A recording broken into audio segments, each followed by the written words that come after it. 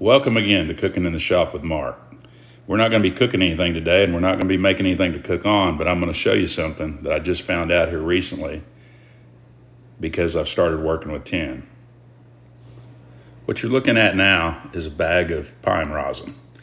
It's the sticky stuff that runs out of a pine tree.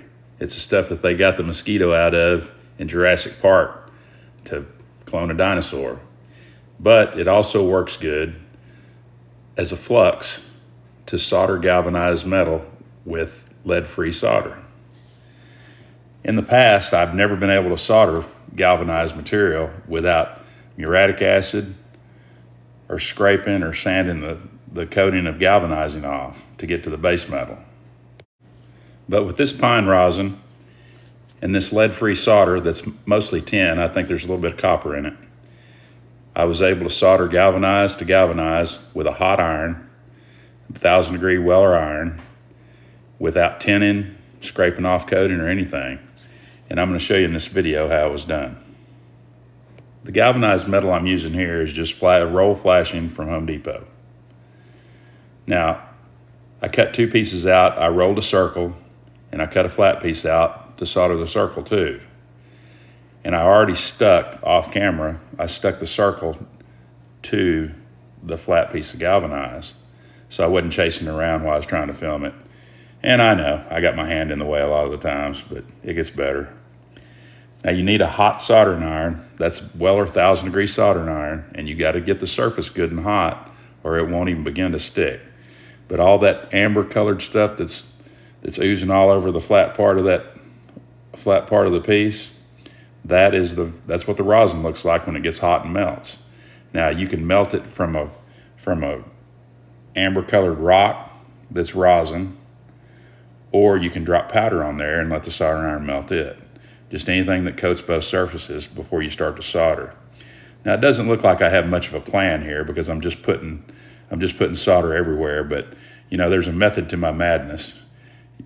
When you start soldering, that bottom piece is so thin, it starts to warp a little bit and it'll open a crack up, and you've got to take special care to fill that crack up with solder. But at the end of the video, you'll see why I'm doing it this way, because I straighten it all out in the end. But you just got to get the solder put on it so you can go back and straighten it all up once you get all the voids and gaps filled and make the whole job pretty nice.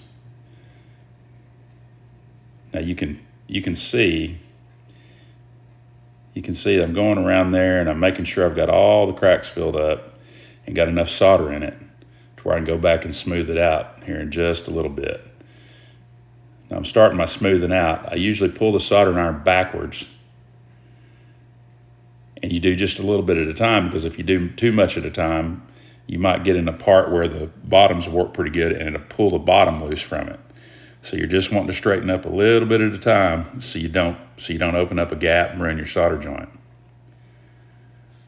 But you see it's getting real smooth, and there's enough flux left on there to where it makes that solder still flow good.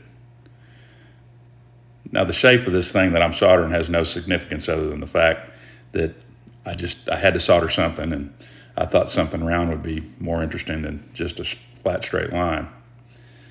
Now see, I opened that gap up right there. I'm gonna have to fill that back up with solder.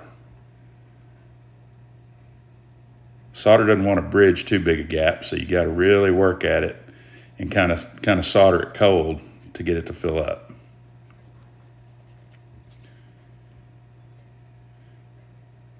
Now going around there, you can see it's smoothing out pretty good. And in the end, it's gonna look good after I scrape all the flux off of it. Once that flux gets cold, it gets hard and brittle, and you just take a knife and you just scrape it off and clean it up. The only hard part about doing any of this is hanging onto the piece. And that stand that you see underneath it is just a piece of steel with a piece of pipe welded on it. It's got some rare earth magnets on it, and the piece spins on those magnets fine. Now I'm showing you, that's the finished piece after I've scraped all the cold rosin off of it. And I took my knife and scraped some of the high points off where the solder kind of peaked a little bit, but overall it's a pretty good looking joint. And you can fix a lot of stuff with solder and a soldering iron. And don't be scared to do it. Hell, always give it a try. Thanks for watching.